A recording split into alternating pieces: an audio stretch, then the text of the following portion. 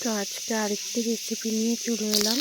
সেটি হলো 5 মেশানো ডাল, মানে 5 রকম ডাল দিয়ে আর মূলো দিয়ে ডালটা তৈরি করা হবে। তো এখানে আমার মা মূলোগুলোকে কেটে নিল।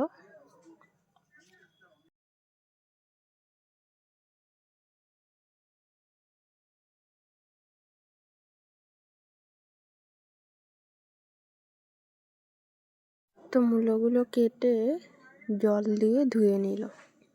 এরপর প্রেসারে 5 রকমের ডাল আর মূলোগুলো দিয়ে সিদ্ধ করে নিচ্ছে। তো সিদ্ধ হয়ে যাওয়ার পর একটি পাত্রে নামিয়ে নিল, সেখানে জিরে গুঁড়ো, কিছু হলুদ গুঁড়ো দিল। এরপর সেগুলো সোমবার দেবে। তো কড়াইটিতে 5 ফোড়ন, শুকনো লঙ্কা, 2টো তেজপাতা দিয়ে দিল আর কুচনো করে রাখা রসুন দিয়ে সেগুলোকে একটু পরিমাণে ভেজে নেবে। কিছু কাঁচা লঙ্কাও দিয়ে দিল।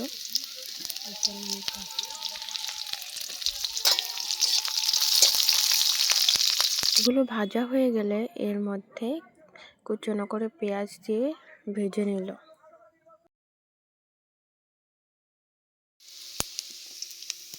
এবার সিদ্ধ করে রাখা ডাল, মূলো দিয়ে দিল।